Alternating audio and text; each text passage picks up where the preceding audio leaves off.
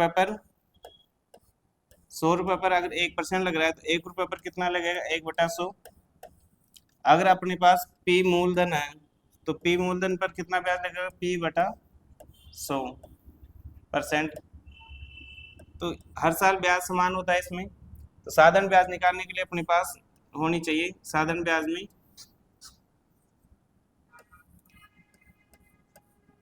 एक तो P P मतलब प्रिंसिपल मूलधन,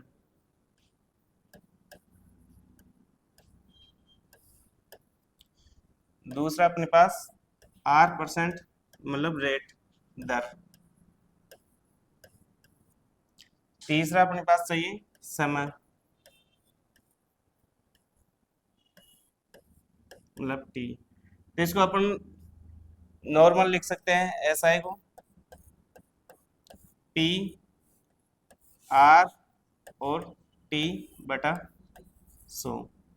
P का मतलब हो गया मूलधन, R का मतलब हो गया दर और T का मतलब हो गया समय।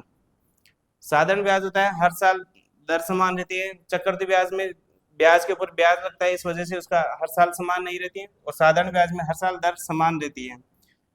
जैसे अपन 1,000 रुपये कोई क्वेश्चन बेसिक लेते हैं, जैसे कोई क्वेश्चन है अपने पास, अगर 1,000 रुपये पर 5% की दर से अगर 5 वर्ष का अपन ब्याज निकालते हैं, 5 वर्ष का SI, तो इसके लिए नॉर्मल बेसिक तो अपने पास ये फॉर्मूला है, लेकिन ये नॉर्मल फॉर्मूला है, इसमें फॉर्मूले से करेंगे तो नॉर्मल क्वेश्चन तो इससे कर लेंगे, बाकी शॉर्ट ट्रिक से कर ही लेंगे। जैसे इसमें पी दे रखा है अपने पास 1,000 रुपये, तो इसमें रख लेंगे SI में 1,000, दर अपने पास है 5%, 5 आ जाएगी, समय अपने पास 5 वर्ष, 5 आ जाएगा बटा 100, 2 0 से 2 0, 50 25 और गुणा 10 मतलब 250 रुपये आ जाएगा अपने पास ब्याज। ये तो हो गया अपना बेसिक। और इसके बाद में जैसे इसे अगला कंसेप्ट देखते हैं।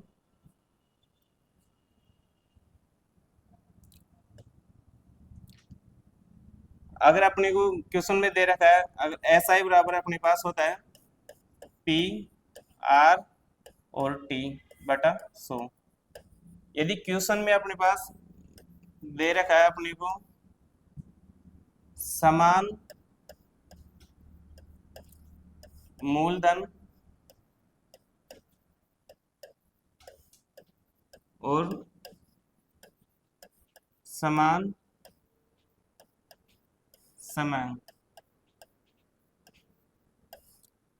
मूलधन और समय अगर अपन को समान दे रखा है तो अपना जो साधारण ब्याज है, अगर मूलधन और समय अगर समान दे रखा है तो साधारण ब्याज समानुपाती हो जाएगा R% के जितना। अगर इनको समान दे रखा है, अगर क्वेश्चन में बोलेगा कि अगर दर को 2% 2 गुना कर दे तो ब्याज होगा, तो ब्याज भी इसके समानुपाती होगा, तो अपन ब्याज भी क्या हो जाएगा, 2 गुना हो जाएगा,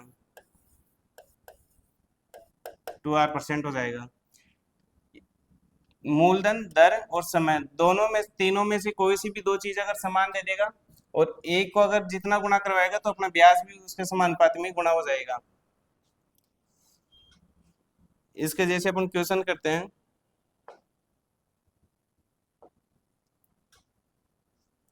जैसे ये अपना पहला क्वेश्चन आ गया, क्वेश्चन नंबर फर्स्ट, 3 वर्ष के अंत में 2,000 रुपये की राशि पर साधारण ब्याज 300 रुपये, समान दर और समान अवधि के लिए 6,000 रुपये की पर साधारण ब्याज क्या होगा।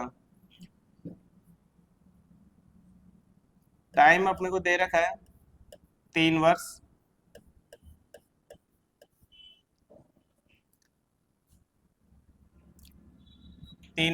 और इसके अंत में 2,000 रुपये हो रहे हैं, इसमें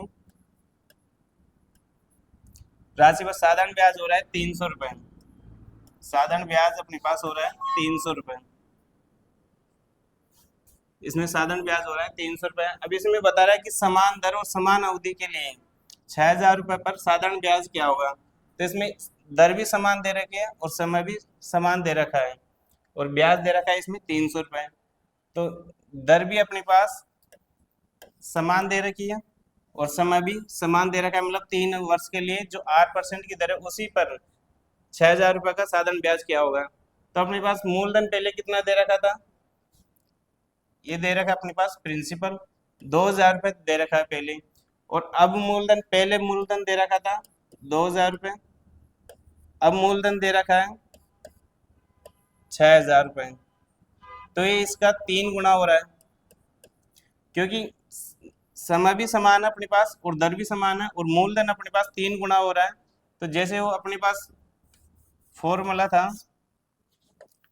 SI बराबर PR/T/100। अब इसमें अपने पास दर और समय समान है तो ये साधारण ब्याज मूलधन के प्रोपोर्शनल हो जाएगा। तो इसमें 3 गुना हो रहा है मूलधन, तो अपने पास ब्याज भी 3 गुना हो जाएगा। ब्याज अपने पास दे रखा है 300, तो ब्याज भी 3 गुना हो जाएगा, तो 900 अपना आंसर हो जाएगा।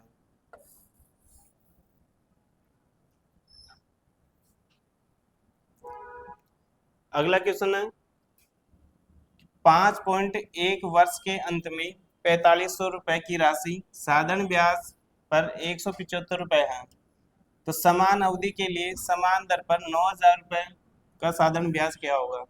इसमें 5.1 वर्ष के लिए 4,500 रुपए की राशि साधारण ब्याज पर 175 रुपए हो रही है, तो समान अवधि के लिए मतलब समय भी समान है और दर भी समान है। अपने को मूलधन चेंज कर रखा है इसमें, तो ये देखना पड़ेगा कि मूलधन कितना गुना हो रहा है, मतलब टाइम और रेट दोनों समान दे रखे हैं अपने पास।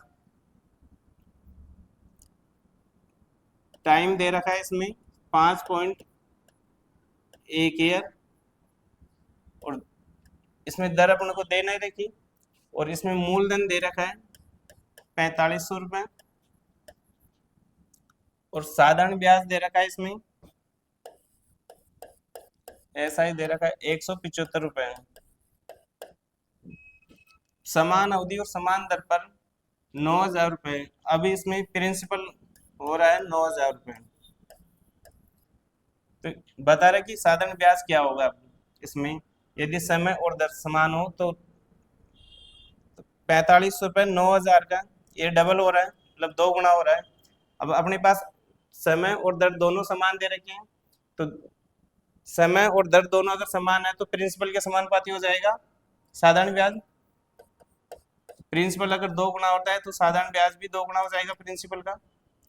तो साधारण ब्याज अपने पास दे रखा है 175, 175 को भी डबल कर देंगे तो अपने पास हो जाएगा 175 का डबल, 2 पंजे 10, 7 दूनी 14 और 1 15, 2 एकम 2 और 1 3, 350 रुपये। बी ऑप्शन आंसर हो जाएगा इसमें।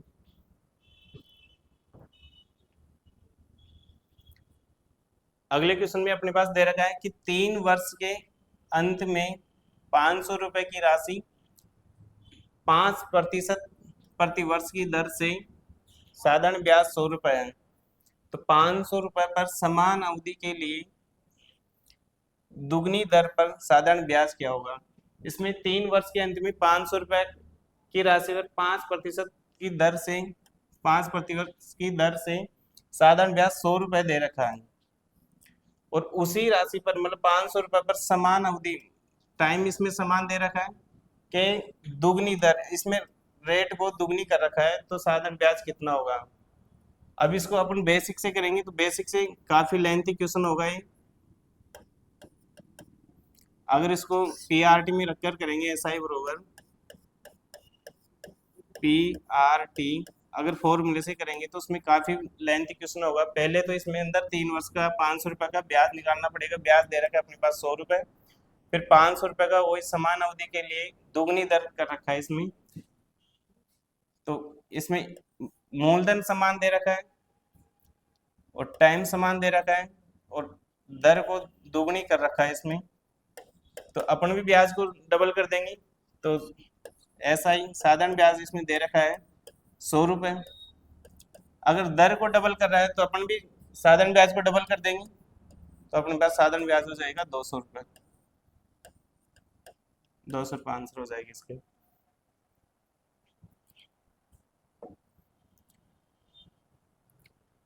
अगले क्वेश्चन में दे रखा है 3.1 वर्ष के अंत में 6.15% प्रतिवर्ष की दर से 6,000 रुपये की राशि पर साधारण ब्याज 200 रुपये है। 6,000 रुपये पर समान अवधि के लिए तिहरी दर पर साधारण ब्याज कितना होगा? मतलब 3.1 वर्ष के अंत में 6.15% की प्रतिवर्ष की दर से 6,000 रुपये की राशि पर साधारण ब्याज 200 रुपये है। साधारण ब्याज अपने पास है 200 रुपये। तो इसमें दे रखा है कि 6,000 रुपये समान अवधि के लिए, मतलब मूलधन भी समान है और समय भी समान है, लेकिन दर को 3 गुना कर रखा है इसमें। समय भी समान और प्रिंसिपल भी समान है, लेकिन इसमें दर को 3 गुना कर रखा है। R% बराबर 3R, 3 गुना कर रखा है। तो SI बराबर PRT बटा 100। अगर प्रिंसिपल और समय अगर समान है तो अपना साधारण ब्याज भी R प्रोपोर्शनल हो जाएगा, जितना R गुना होगा उतना ही साधारण ब्याज गुना हो जाएगा। तो R को 3 गुना कर रखा है, तो अपने पास साधारण ब्याज भी 3 गुना हो जाएगा, प्रोपोर्शनल 3 गुना 200 बराबर 600 रुपये साधारण ब्याज की हो जाएगी।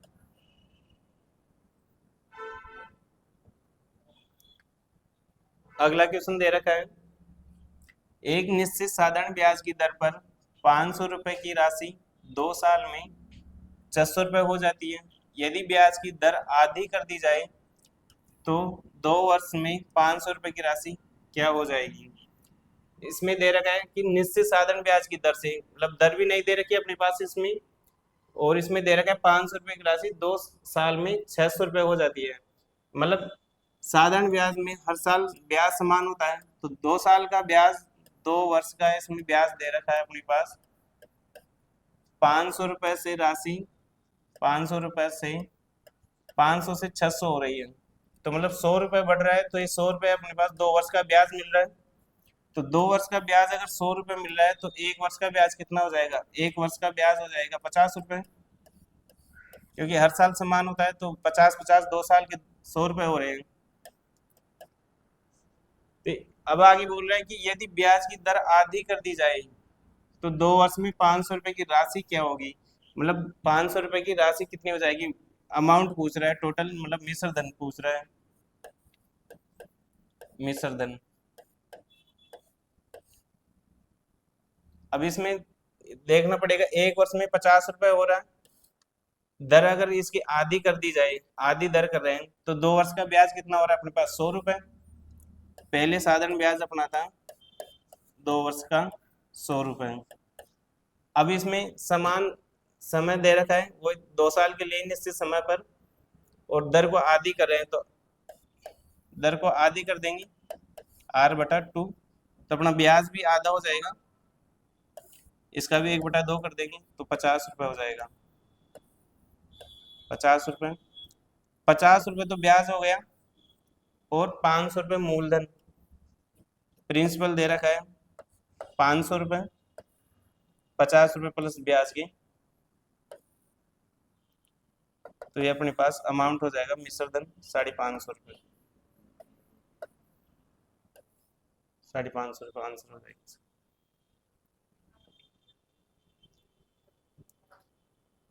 अगले क्वेश्चन में अपने पास दे रखा है कि 3 वर्ष के अंत में R% प्रतिवर्ष की दर से 25,000 रुपये की राशि पर साधारण ब्याज 1,000 रुपये है। समान राशि पर समान दर से 6 वर्ष के लिए साधारण ब्याज कितना होगा? इस क्वेश्चन में अपने पास दर भी नहीं दे रखी है और समान ही राशि दे रखी है और दर भी समान दे रखी है, और 6 वर्ष में साधारण ब्याज कितना होगा? 6 वर्ष का साधारण ब्याज निकालना है अपने पास।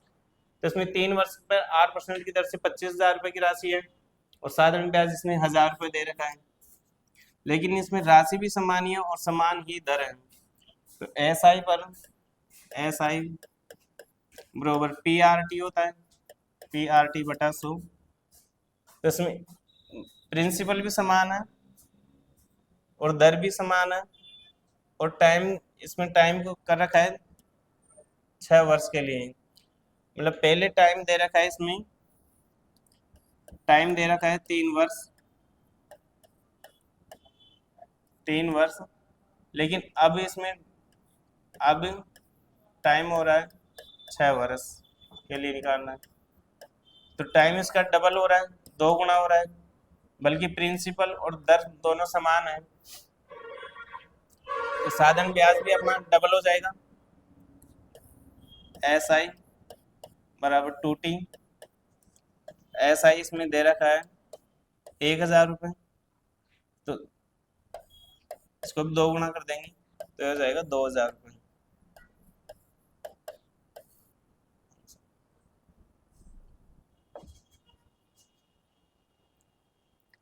अगले क्वेश्चन में 3.54 वर्ष के अंत में 1% प्रति वर्ष की दर से 4,000 रुपये की राशि पर साधारण ब्याज 100 रुपये है। समान राशि पर 7.08 वर्ष के लिए समान दर पर साधारण ब्याज कितना हो जाएगा।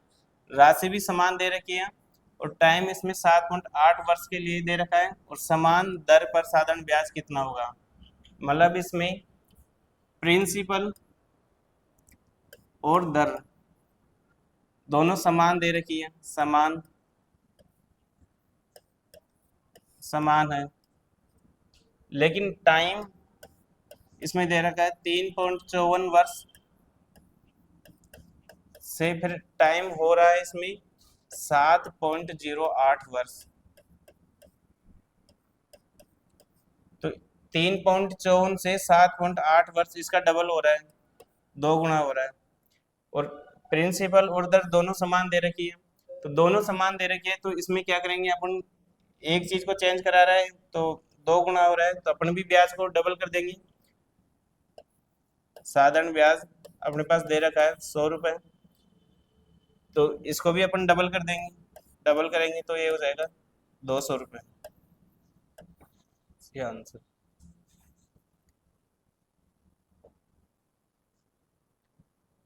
यदि T वर्ष के अंत में R% प्रतिवर्ष की दर से P रुपए की राशि पर साधारण ब्याज 60 रुपये है, उसी राशि पर 5T वर्ष के लिए R/3% की दर से साधारण ब्याज कितना होगा।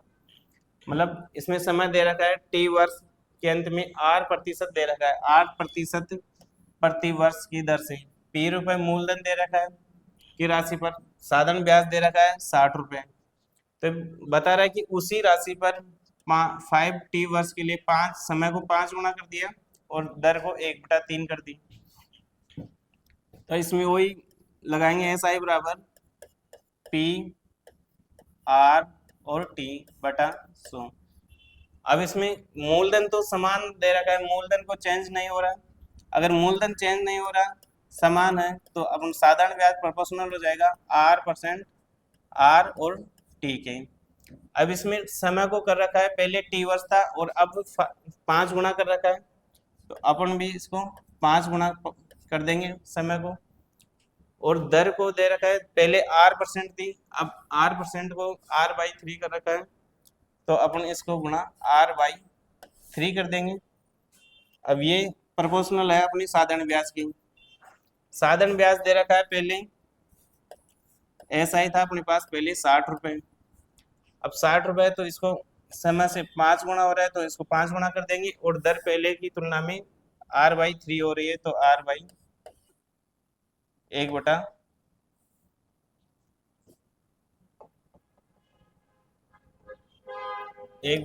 कर देंगे।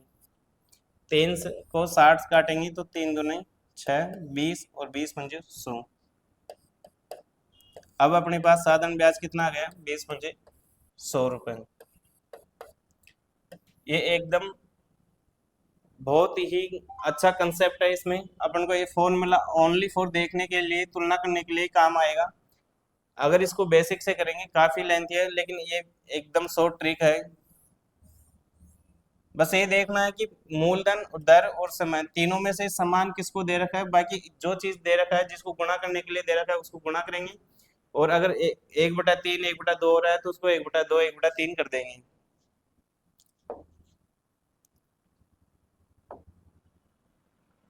जैसे अगर कोई क्वेश्चन अपने पास 1000 रुपए की राशि है, मूलधन दे रखा है 1000 रुपए की 1000 रुपए की राशि है। अगर 20% की दर से अगर 5 वर्ष का एसआई निकालना है, तो उसको बिना फॉर्मूले से अपन कर सकते हैं। 20% की फ्रैक्शन अपन को निकालनी पड़ेगी। 20% की फ्रैक्शन होती है 1/5। 1/5 होती है। अब जो अपने जो नीचे की तरफ ये बटा में आ रहा है, तो ये हमेशा होगा अपने पास प्रिंसिपल, जो अपने पास मानते हैं क्वेश्चन में देता है ये प्रिंसिपल। अब 5 रुपए के ऊपर अपने पास 1 रुपए का ब्याज लग रहा है, तो 1 रुपए का ब्याज 1 साल के लिए है, लेकिन टाइम अपने पास 5 वर्ष का दे रखा है। 5 वर्ष का टाइम है।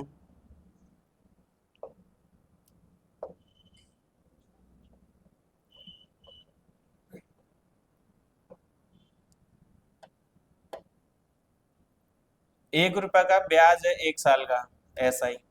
तो अपने पास टाइम दे रखा है 5 वर्ष, तो 5 वर्ष का कितना हो जाएगा, 5 रुपए। अब प्रिंसिपल में 5 का मान अपने पास दे रखा है, सेम इकाई से तुलना करेंगे तो अपने पास प्रिंसिपल दे रखा है 1000 रुपए, तो 5 का मान अपने पास दे रखा है 1000 रुपए। 200 गुना पर हो रहे हैं अपने पास ही, तो ब्याज को भी अपन 200 गुना कर देंगे। ब्याज को भी 200 गुना कर देंगे तो 5 दूनी 10, 1000 रुपए के बराबर हो जाएगा ये भी। 5 दूनी 10, तो ब्याज भी इसके समान ही हो जाएगा। अगर इसको अपन डायरेक्ट ऐसे करना चाहते हैं, जैसे 20% दे रखा है 5 वर्ष है, तो 1 साल का 20% है, तो 5 साल का कितने हो जाएगा, 100%। तो 1000 रुपए की राशि है,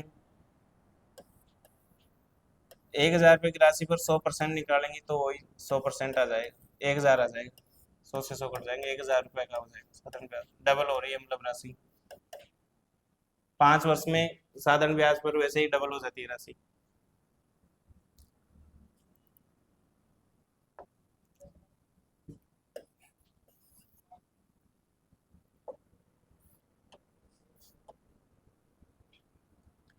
जैसे 500 रुपए की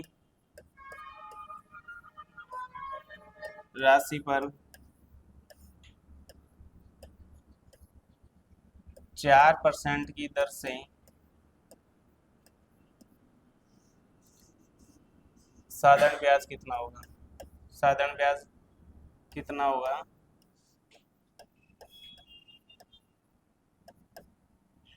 यदि टाइम अपने पास दे रखा है 2 वर्ष, तो 4% की दर पर निकालेंगे तो 4% अपने पास 1 वर्ष का दे रखा है, तो दूसरे वर्ष में कितने हो जाएंगे 8%। तो 500 रुपए का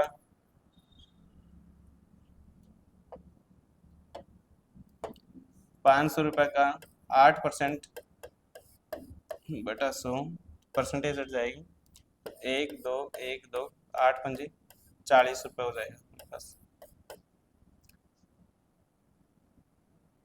यदि अगर इस क्वेश्चन में अपने पास अगर राशि नहीं देता और साधारण ब्याज का मान दे देता अपने पास 40 रुपए, तो इसको अपन फ्रैक्शन से आसानी से कर सकते थे। जैसे 4% की फ्रैक्शन होती है अपने पास 1/25 होती है, तो 25 रुपए पर 1 रुपए का ब्याज लग रहा है।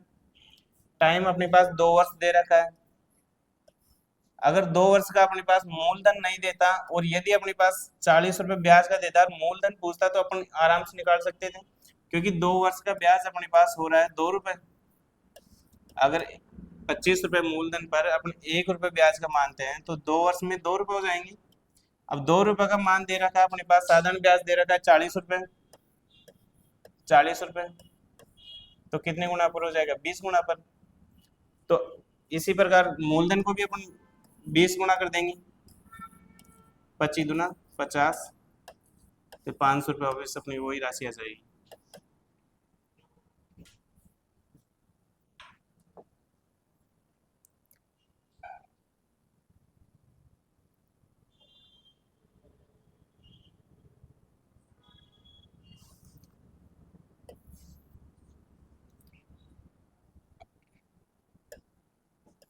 यदि अपने पास राशि दे रखी है 1,000 रुपये, इसमें 2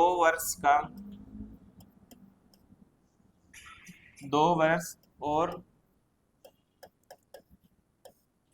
4 वर्ष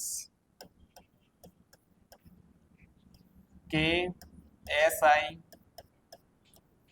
का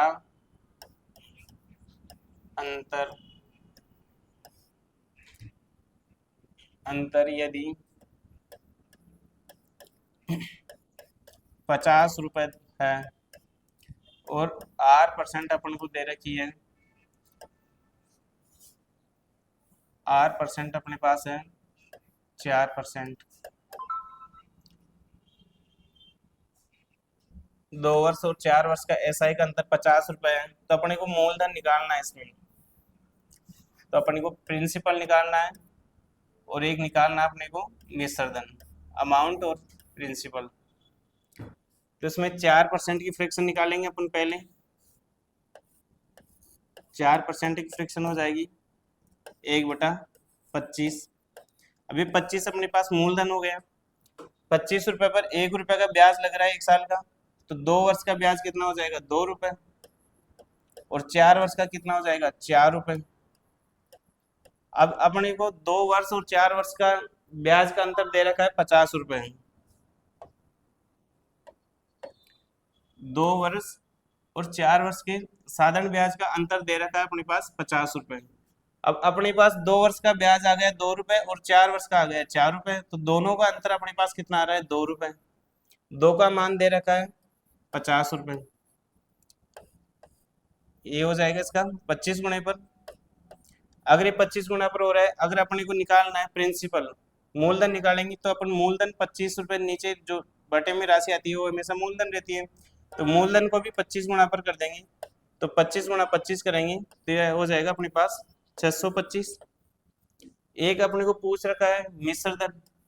मिश्रधन होता है कि अगर ब्याज में अपन मूलधन को जोड़ दें, ब्याज में अपन मूलधन को जोड़ दे SI प्लस प्रिंसिपल, मतलब मूलधन को अगर जोड़ दे अपन मूलधन, तो ये अपने पास हो जाता है मिश्रधन, अमाउंट मिश्रधन। तो अपने पास ये अपने पास आ गया मूलधन, ये हो गया प्रिंसिपल। ब्याज अपने पास दोनों का अंतर है, अंतर दे रखा है दोनों का साधारण ब्याज, और 2 वर्ष और 4 वर्ष का साधारण ब्याज का अंतर 50 रुपये है। तो अपने पास 2 वर्ष का अगर मिश्रधन पूछे, 2 वर्ष का मिश्रधन निकालना अपने को, तो 2 वर्ष के लिए राशि 625 रुपये हो रही है, तो 2 वर्ष का ब्याज निकाल लेंगे अपन, इसको 2 से गुणा करेंगे, वही 25 दूना 50 हो जाएगा, तो इसको दोनों को जोड़ देंगे, तो मिश्रधन अपने पास अमाउंट हो जाएगा 675 रुपये। एक नॉर्मल क्वेश्चन था बेसिक समझने के लिए।